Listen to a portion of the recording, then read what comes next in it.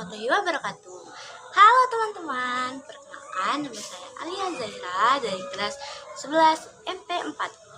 Jadi di video kali ini saya akan mempresentasikan tentang apa aja sih yang sudah saya pelajari selama ini di pembelajaran pendidikan agama Islam.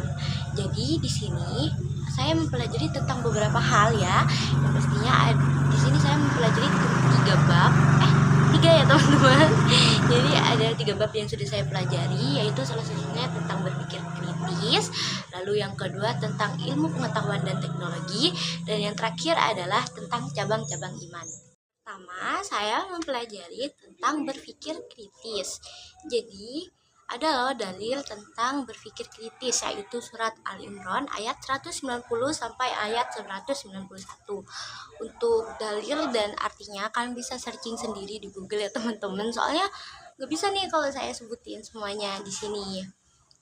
Nah, terus ada juga perilaku yang mencerminkan kandungan dari surat Al-Imran ayat 190 sampai ayat 191 teman-teman, maaf ya ngomongnya rada ribet ini. Jadi yang pertama itu selalu berzikir, selalu mengingat Allah dalam keadaan apapun. Jadi kita tuh harus selalu mengingat Allah dalam mau keadaan apapun ya teman-teman, kayak lagi bengong atau lagi duduk nih, lagi duduk, lagi berdiri, lagi belajar, lagi makan, itu semuanya harus selalu mengingat Allah Subhanahu wa taala. Nah, yang kedua adalah selalu menghambakan diri kepada Allah. Sudah jelas ya, itu adalah kewajiban dari seorang umat muslim. Yang ketiga adalah mencari hikmah di balik ciptaan dari Allah Subhanahu wa taala. Jadi kita harus selalu bersyukur atas semua yang telah diciptakan oleh Allah Subhanahu wa taala, itu sangat indah, sangat sempurna sekali ya teman-teman. Dan yang keempat adalah memanfaatkan waktu. Nah, ini sangat penting banget nih. Jadi kita harus selalu memanfaatkan waktu yang ada. Karena ada pepatah nih, waktu adalah emas. Jadi setiap detik yang kita jalani itu sangat-sangat bermanfaat. Jangan selalu menyanyiakan waktu ya teman-teman. Jadi kita lanjut ke bab kedua nih ya teman-teman. Jadi di bab kedua ini saya mempelajari tentang surat Ar-Rahman ayat 33. Jadi di surat Ar-Rahman ini ada beberapa isi kandungan ya teman-teman, tapi saya akan membacakan 2 aja. Jadi yang pertama itu, baik itu jin atau manusia di dunia ini, semuanya tidak akan pernah luput dari takdir Allah, tidak akan pernah luput dari kekuasaan Allah Subhanahu wa taala juga. Dan yang kedua adalah bahwa semua kekuatan yang ada di dunia ini itu hanya milik Allah Subhanahu wa taala. Jadi selain belajar tentang surat Ar-Rahman ayat 33, saya juga belajar tentang hadis, ilmu pengetahuan dan teknologi. Jadi di sini saya mengambil hadis dari Ibnu Majah. Kalian bisa cari sendiri ya di Google. Dan di sini saya juga akan membacakan apa aja isi kandungan dari hadis tersebut. Jadi yang pertama itu adalah menuntut ilmu itu adalah wajib ya teman-teman, hukumnya bagi umat Islam. Nah, jadi kita wajib untuk menuntut ilmu, baik itu ilmu di dunia ataupun ilmu untuk akhirat, bekal di akhirat nanti ya teman-teman. Jadi yang kedua adalah jika seseorang itu meninggal, maka semua amalnya itu akan terputus kecuali 3 hal, yaitu yang pertama amal jariah, yang kedua ilmu yang bermanfaat, dan yang ketiga adalah didoakan oleh anak soleh. Nah, jadi kita sudah masuk ke bab terakhir nih teman-teman, yaitu bab 3 tentang cabang-cabang iman. Jadi sebelum itu cabang-cabang iman ini masih dibagi menjadi 3 loh teman-teman. Yang pertama itu tentang menutup aib orang, dan yang kedua tentang melihara lisan, dan yang ketiga adalah tentang mensyukuri nikmat Allah Subhanahu wa taala. Nah, kita akan bahas satu-satu nih ya. Ada yang pertama adalah menutup aib orang. Jadi kita harus tahu dulu nih, menutup aib orang itu gimana sih? Jadi menutup aib orang itu adalah dengan tidak menyebarkan atau membicarakan keburukan orang lain yang dapat membuatnya sakit hati. Jadi kita tuh biasanya ya kalau kumpul-kumpul pasti kayak ngomongin orang. Jadi sebisa mungkin kita hindari itu ya teman-teman, karena itu bisa membuat orang sakit hati loh. Maaf ya sebelumnya. Jadi Tugas kali ini ditemani oleh Memeng. Nah, kita lanjut nih.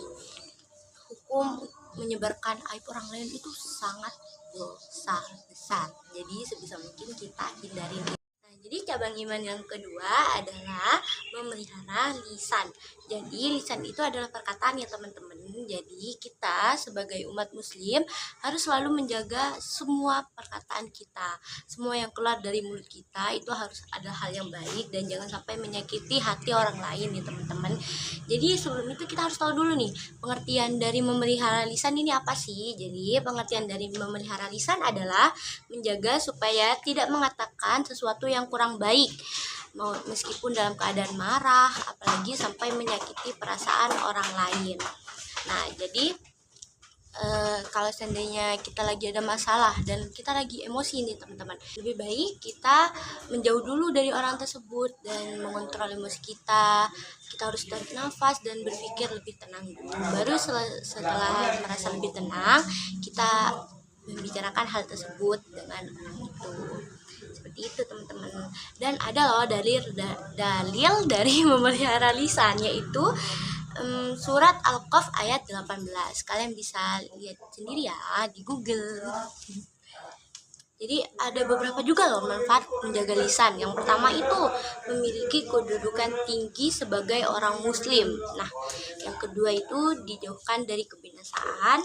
Yang ketiga mendapatkan ridho Allah Subhanahu wa taala, dan yang terakhir adalah menyelamatkan kita dari petaka dan dosa. Itu. Nah, jadi yang terakhir nih teman-teman, yang terakhir ini adalah mensyukuri nikmat Allah Subhanahu wa taala. Jelas ya, kita harus selalu mensyukuri apa saja yang sudah kita dapatkan dalam hidup ini. Jadi kita harus tahu pengertiannya dari mensyukuri nikmat Allah adalah ungkapan rasa terima kasih kepada Allah Subhanahu wa taala atas semua yang telah diberikan olehnya. Jadi kita harus selalu menjadi manusia yang pandai bersyukur, teman-teman. Ya, bersyukur telah mendapatkan kehidupan yang layak, kita bisa bersekolah, kita dapat memiliki rumah, kita bisa bernafas, kita masih memiliki fisik yang lengkap. Jadi di luar sana masih banyak ya teman-teman yang nggak bisa sekolah, terus yang sakit di rumah sakit. Jadi kita harus pandai-pandai bersyukur ya teman-teman. Nah, jadi juga kita memiliki beberapa cara nih teman-teman, cara mensyukuri nikmat Allah, yaitu yang pertama itu kita harus mensyukuri nikmat Allah dengan lisan, seperti tadi menikmati dengan perkataan, terus dengan hati, dengan anggota tubuh, serta dengan amal perbuatan, dan masih banyak lagi yang perlu kita syukuri. Semua hal yang kita dapat, yang kita punya harus selalu kita syukuri ya teman-teman. Oke. Jadi itu yang sudah saya pelajari pada pembelajaran agama Islam di semester ini. Ada banyak ya yang saya pelajari. Semoga ada yang bermanfaat untuk kalian. Oke, next time kita akan belajar materi lainnya ya teman-teman. Untuk kali ini sampai di sini saja. Terima kasih. Mohon maaf ya jika ada perkataan saya yang kurang dimengerti. Maaf ya, bye-bye. Terima kasih ya teman-teman. Wassalamualaikum warahmatullahi wabarakatuh.